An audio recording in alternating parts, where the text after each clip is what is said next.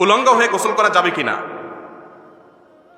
Two quarter pant পরে গোসল করা যাবে কিনা।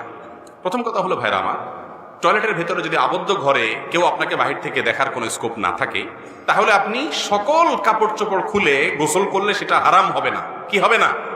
বড় গুনাহ হবে না। কিন্তু এই কাজটা একজন ইমানদারের রুচি বিরোধী কাজ। রাসূল আকরাম সাল্লাল্লাহু আলাইহি ওয়াসাল্লাম বলেছেন যে এরকম পরিস্থিতিতে তোমাকে কেউ না দেখলে আল্লাহ তো দেখে, এই কথাটা মনে উঠে তো তোমার লজ্জার বোধ থাকা উচিত।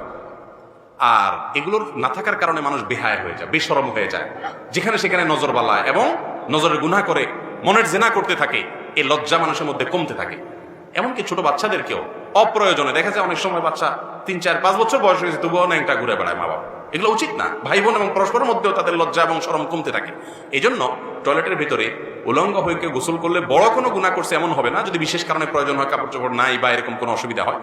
কাপড়ের নাপাকটা একটা সমস্যা, অনেকে সূচিবায়ুর ব্যারাম আছে, আপনার কাপড়ে কোথাও নাপাক লাগছে, সুন্নাহ পদ্ধতির গোসল হলো আগে সে নাপাকের জায়গাটা কি করবেন? ধুয়ে ফেলবেন। সাবান দিয়ে দেওয়া কোনো জরুরি না, কয়েক ডলারে ধুয়ে একটু চিপা দেন, বাস পাক হয়ে গেল। এরপরে আপনি এটা নিয়ে গোসল করেন, কোনো অসুবিধা নাই। কথা কি বুঝতে পারছি? একেবারে কাপড় চোপড় খুলে গোসল করাটা উচিত না।